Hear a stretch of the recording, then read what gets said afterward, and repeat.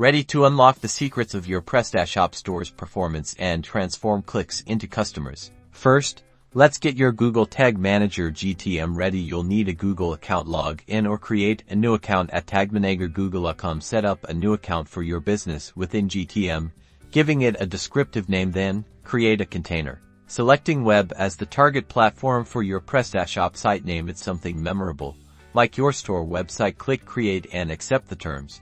You are now presented with two snippets of code, a tag manager code for the head section and another for the body section. Head to your Prestashop back office and log into your admin dashboard. Navigate to design in the left-hand menu and click theme and logo, then edit to access the code editor. Find the header section and paste the first GTM code snippet after the head tag, then find the footer section and paste the second snippet directly after the opening body tag. Save your changes. Go back to Google Tag Manager and set up your first tag, such as page views or event tracking. Publish the container, then confirm the tracking in your Prestashop store. Enjoy the data. You did it. Now you can analyze user behavior for your Prestashop store.